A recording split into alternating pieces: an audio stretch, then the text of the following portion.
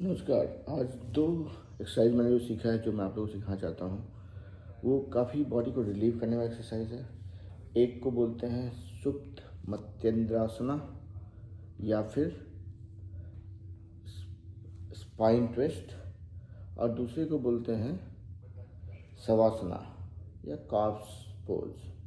तो देखिए, इसलिए करना क्या होता है कि आप सीधा लेट जाए and then spread your hands, दोनों हाथों को 90 डिग्री पे, घुटनों को ऊपर लाएंगे and then you twist to the right, to the left, to the right, to the left. ऐसा आप 10 बार कर सकते हैं। और इसका फ़ायदा क्या होता है कि जितने भी सॉफ्ट टिश्यूज़ आपके वेस्ट में या स्पाइन के आसपास बनते हैं, क्योंकि उसको रिलीव करता है, जो स्ट्रेस होता है उसको रिलीव करता है। और साथ ही साथ एक और चीज़ जानने की ये होती है कि आपका जो स्पाइन होता है, that here the movement that it does naturally is only 3 to 5 degrees.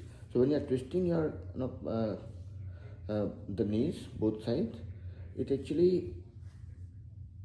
builds more agility in that area, and obviously that will release stress and release some of the hormones which will be beneficial for the body. दूसरा उससे भी interesting होता है, उसको होता है शवासना। अब मैं कुछ नहीं कर रहा हूँ, मैंने पैरों को सीधा कर लिया और दोनों हाथों को लूज कर दिया। पूरे बॉडी को लूज कर देंगे from top to bottom.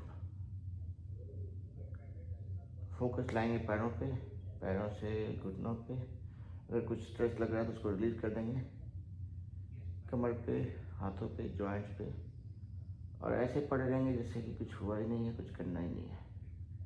And the advantage of that is it actually relieves all the stress that gets built, all the hormones which create stress and anxiety like cortisol या adrenaline, जो आपको body को बहुत ज़्यादा excitement create करता है या जो उससे स्ट्रेस होता है, वो सब चीज़ों को वो मिनिमाइज कर देता है, कम कर देता है। और उससे फ़ायदा क्या होगा कि जो भी उन हार्मोन्स के रिलीज से जो आपको ब्लड प्रेशर या उस तरह की चीज़ें होती है, उसको भी कम करता है। आप कोशिश करके देखो, सिर्फ पड़े रहना, बस 2 मिनट दे हाथ लूज करके एकदम, जैसे शरीर में कुछ जान ही नहीं बाकी हो।